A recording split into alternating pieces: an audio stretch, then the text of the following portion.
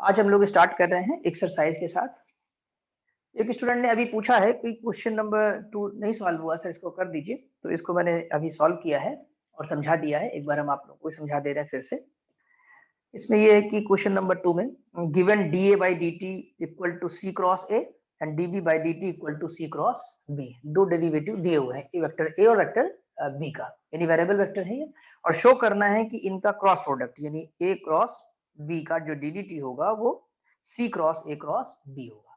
तो हमें ये लेफ्ट हैंड साइड लेकर चलना है, राइट। इसे एलएचएस भी कह सकते हैं आप, या आपने एलएचएस लिखा, we write D D T of A cross B, यानी इसका डिफरेंशिएशन लिखना होगा। तो वो हो जाएगा D A by D T cross B plus A cross D B by D T. आप फार्मूला इसका जानते हैं, इससे लिख लेंगे। अब बस करना कुछ नहीं है, ज्यादा मेहनत नहीं है। D A by D T की वैल्यू यहाँ से और D B by D T की वैल्यू यहाँ से जो गिवन है, आप दोनों की सब्स्टिट्यूट कर देंगे। एक value C cross A B दी है और एक वैल्यू आपको दी है सी क्रॉस बी की। इसके बाद ये formula actually vector triple product से ओपन होगा। तो आप जानते हैं कि A cross C is equal to A dot C B.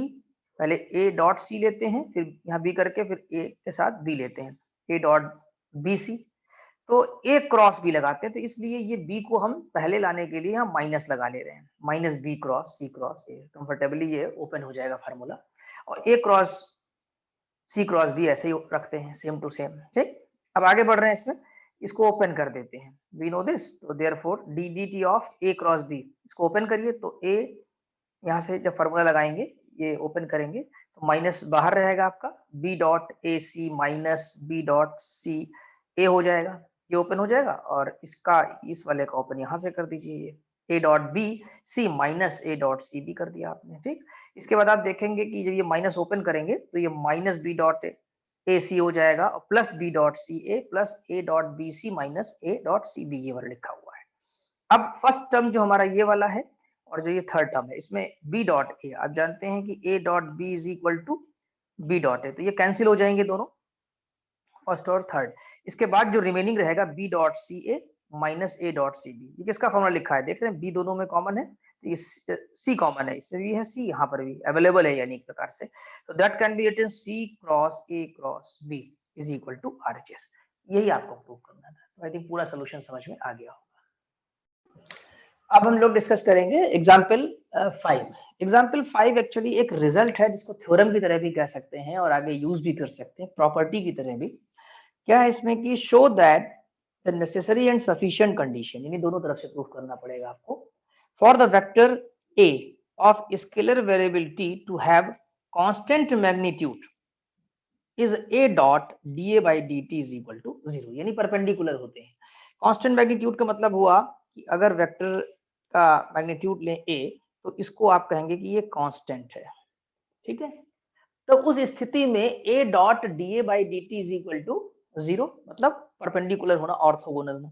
इसका एक बहुत बढ़िया एग्जांपल आपने 12th क्लास में फिजिक्स में पढ़ा था, यूनिफॉर्म सर्कुलर मोशन, अगर याद हो फिजिक्स में।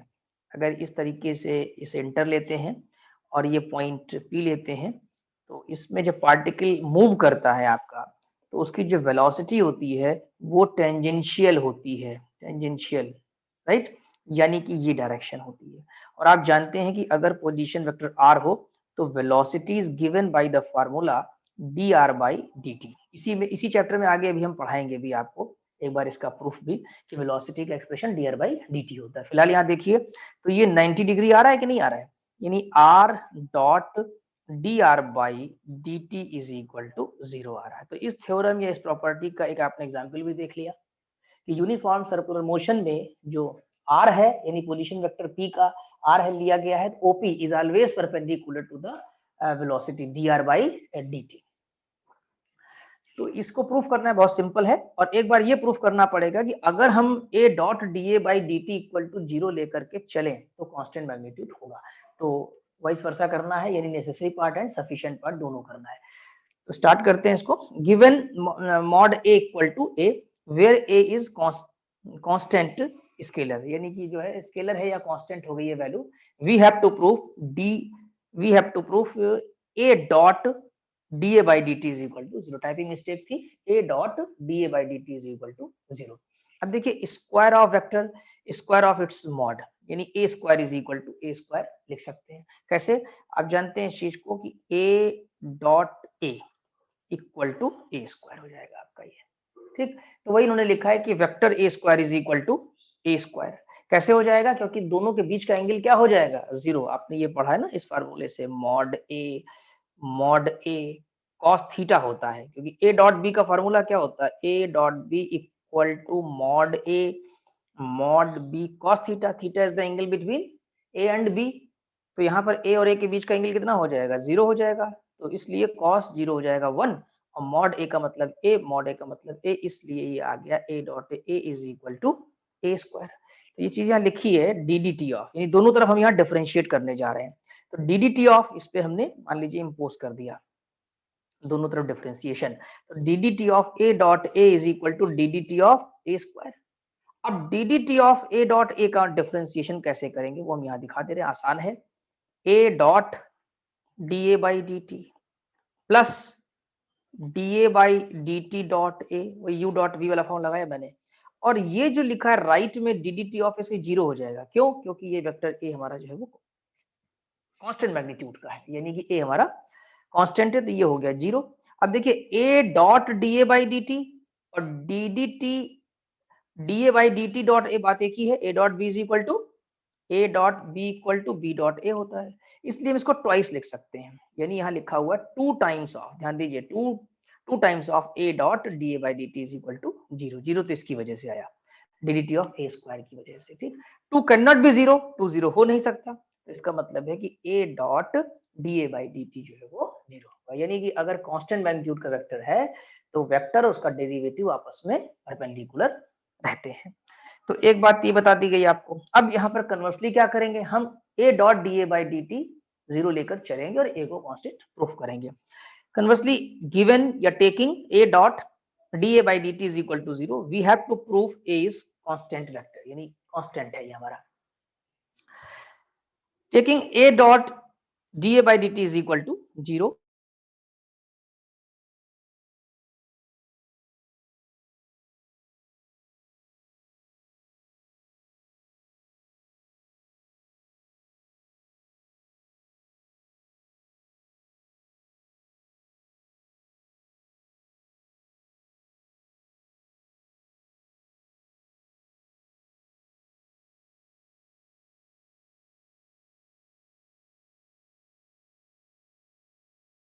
हैं इसको हम।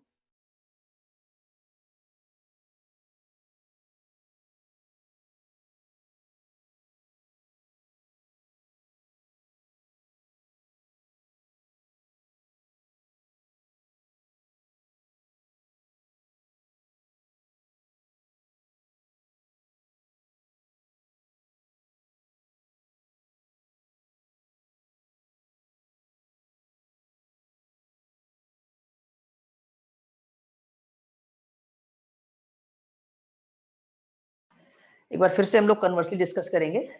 इसमें लेकर चलेंगे A dot D A by D T is equal to zero, that is given या taking A dot D A by D T is equal to zero ले लेंगे हम लोग इसमें, और प्रूफ करेंगे कि अगर वेक्टर ए लगाते हैं कि ए इज कांस्टेंट, यानी ए हमारा कांस्टेंट है वेक्टर ए। तो ए dot D A by D T is equal to zero लिखा और दोनों तरफ इंटीग्रेट कर दिया। इंटीग्रेट करने पर हो जाएगा a dot D A by D t with respect to t कर रहे हैं, और जीरो का इंटीग्रल तो जीरो रहेगा, लेकिन एक इंटीग्रेटिंग कांस्टेंट आएगा where c is integrating constant. I think यहां तक समझ में आ गया होगा। अब a dot D A by D t को हमें इंटीग्रल करना है, तो इसके लिए इसको हम डेरिवेटिव फॉर्म में चेंज कर देंगे। कैसे करेंगे? अभी आपने देखा कि d D T of A dot a को हम लिख सकते हैं two A dot D A by D t, अभी डेरिवेटिव किया था हमने, यानी कि ए dot D A by D T is equal to 1/2 d D T of A dot a लिखा जा सकता है, ठीक। तो ये जो आपका है ये रिप्लेस कर रहे हैं हम लोग यहाँ पर, तो this is replaced by 1/2 d D T of A dot a d T equal to c. I think समझ में आ गया होगा तो उसको डेरिवेटिव फॉर्म में कैसे कंबाइंड कर दिया ए dot D A by D t को हमने। अब यहां पर देखा जाए तो ये डी टी कैंसिल हो गया, और ये डी और ये इंटीग्रल एक दूसरे के रेसिप्रोकल हैं, it will provide a dot ए, और 2 चला जाएगा मल्टीप्लाई होके सी के साथ, तो ये बचेगा केवल ए डॉट ए। तो ए dot A is equal to 2c, यानी कि ए डॉट ए यानी ए स्क्वायर ए, और 2c मतलब कांस्टेंट, तो A square is equal to constant. तो इसका मतलब ये इंप्लाई कर रहा है कि ए इक्वल टू कांस्टेंट, यानी इसका मैग्नीट्यूड जो है हमारा वो कांस्टेंट है। जैसे हमने यहाँ कहा था we have to prove vector a is constant, that is magnitude is constant, magnitude को हमें कांस्टेंट दिखाना था, तो यहाँ पर ए हमारा जो है वो कांस्टेंट आ रहा है। आई थिंक समझ में आ गया पूरा आपको। अब हम लोग डिस्कस करेंगे एग्जांपल नंबर 6 में दिया हुआ है कि आर एक आपका यूनिट वेक्टर है। If r is a unit vector show that mod r cross d r by D t का मॉड लिया जाएगा, जो कि इक्वल आएगा mod d r upon d t के, यानी आर नहीं रह जाएगा फिर। तो कैसे करेंगे, बहुत सिंपल सा है ये।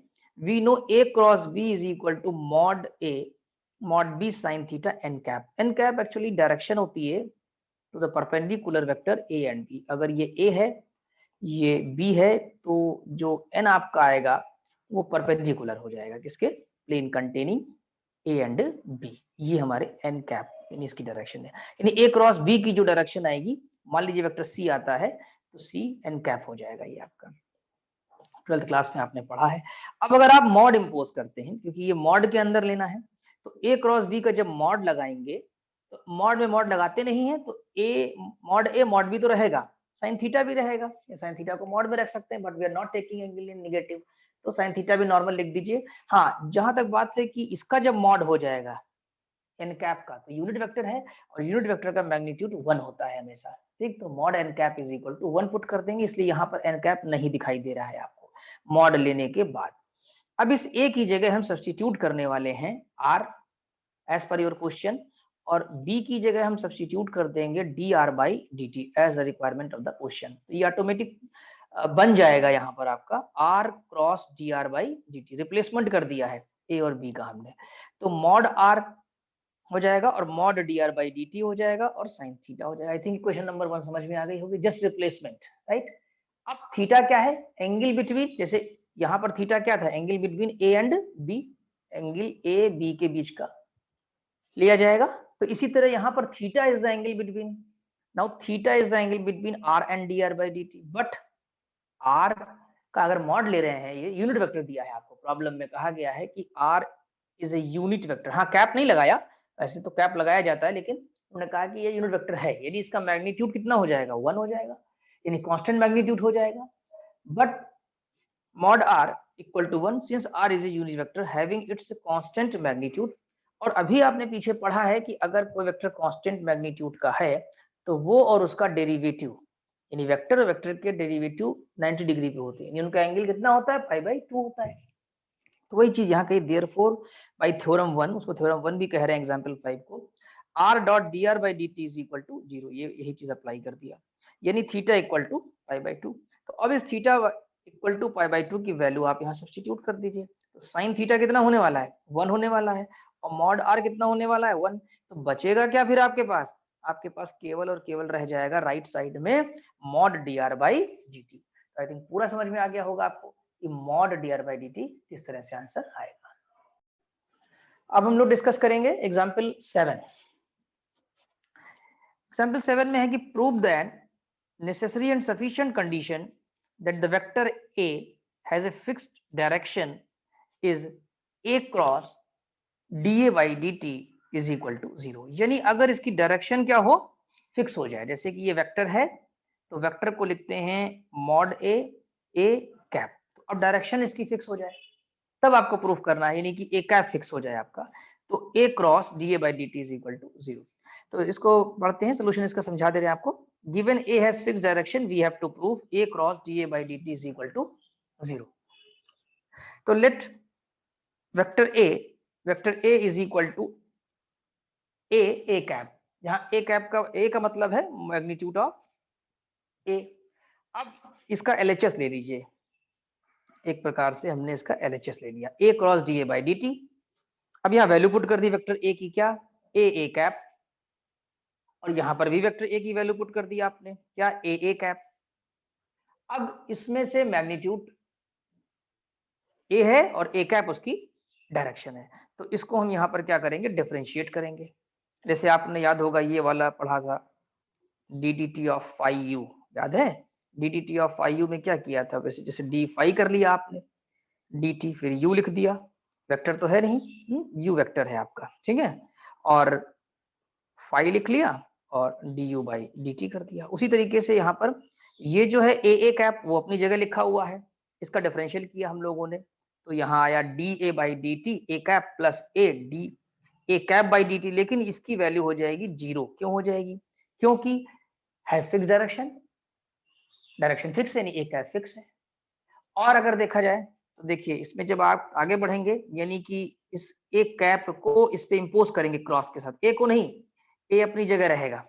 अब ये ए कैप जब अंदर जाएगा तो ए कैप के साथ क्रॉस हो जाएगा, ये हो जाएगा ए, ये वाला ए आएगा, और D A by D T scalar है ये भी रहेगा, और ये ए कैप क्रॉस ए कैप आ जाएगा, राइट। फर्स्ट जब ये वाला, अगर आप ध्यान दें, जब ये ओपन होगा आपका, ये जो क्रॉस ओपन करेंगे तो ये डेवलप करेगा A cap cross A cap, right. अच्छा, अभी इन्होंने यहाँ इसको जीरो नहीं किया है, हमने जीरो पहले बता दिया। अब ये वाला ए और ये जो ए है मिल करके हो जाएंगे ए स्क्वायर, राइट, और ये बाहर से ए कैप जाएगा आपका। आप देख रहे हैं यहाँ जो ए कैप लिखा है ना, ये वाला, ये ए कैप यहाँ से जा करके मल्टीप्लाई होगा, ए कैप ये मल्टीप्लाई होगा इसके साथ जाकर, क्योंकि ये वेक्टर वेक्टर के बीच में ही क्रॉस आता है, A cap cross D A cap by D T लिखा जाएगा, ये लिखा गया यहाँ पर, ठीक, क्योंकि क्रॉस और डॉट हमेशा वेक्टर क्वांटिटीज के बीच में लेते हैं, तो ए कैप भी वेक्टर है और D A cap by D T, D A cap by D T ये भी वेक्टर क्वांटिटी है, तो क्रॉस इन दोनों के बीच में लगेगा। ये जो केवल ए लिखा है जो मैग्नीट्यूड है उसके बीच में कहीं डॉट क्रॉस नहीं आएगा, क्योंकि स्केलर के बीच में डॉट क्रॉस नहीं आता है। अब क्या हुआ कि A cap cross A cap भी जीरो हो गया, और A is a constant fix direction, तो ये भी जीरो हो गया क्योंकि ए कैप लगा हुआ है ये, तो फर्स्ट टर्म भी जीरो हो गया, सेकंड भी जीरो हो गया, तो कंप्लीट जीरो आ गया। इसका मतलब है A cross D A by D T is equal to zero, तो ये आपका प्रूफ हो गया। अब नेसेसरी एंड सफिशिएंट है, इसका मतलब है कि अब हम लेकर चलेंगे A cross D A by D T और प्रूफ कर देंगे आपका कि एक vector A has fix direction. अब फिक्स डायरेक्शन किस तरीके से, तो देखिए conversely if A cross D A by D T is equal to zero, अब हमने पूरी एक आइडेंटिटी लेके चलनी है, यानी इक्वल टू जीरो लेकर चलेंगे, और ए कैप को कांस्टेंट प्रूफ करेंगे या vector A has fix direction proof कर देंगे। तो देखिए यहाँ पर ए, वेक्टर ए की वैल्यू पुट कर दीजिए ए कैप, और वेक्टर ए की वैल्यू पुट कर दीजिए ए कैप, तो A cap cross D D T of A cap equal to zero. देखो सेम पैटर्न जो अभी ऊपर आपने पूरा किया है, समझ लीजिए डिफरेंशिएशन तो उसी प्रकार से होगा ना। तो ये वाला देखिए अपनी जगह लिखा हुआ है, और ये इसका डेरिवेटिव यहाँ लिखा है जैसे ऊपर किया था आपने। फिर से ए कैप को इसके ऊपर डिस्ट्रीब्यूट करेंगे हम लोग ले जा करके, तो ये क्या हो जाएगा ए स्क्वायर, ये वाला ए और ये मिलके A square A cap cross D A by D T. फिर यहाँ पर ये ए कैप अंदर जाएगा सेकंड वाले के साथ में, तो यहाँ पर भी आपके पास ये ए कैप है, तो A cap cross A cap develop हो जाएगा। आई थिंक ये समझ में आ गया होगा डिस्ट्रीब्यूशन क्रॉस का किस तरीके से किया गया, डिस्ट्रीब्यूट कर लेंगे। इसमें सेकंड वाला टर्म तो जीरो हो जाएगा, क्योंकि ए कैप क्रॉस ए कैप आपने पढ़ाई हुआ है कि दो वेक्टर का क्रॉस प्रोडक्ट जो आपका है वो जीरो होता है, तो एक ये जीरो हो जाएगा, यहाँ लिखा भी है A cap cross A cap zero. अब ये वाला फर्स्ट बचेगा केवल, तो A square A cap cross D A cap by D T, ये हो जाएगा, क्लियर।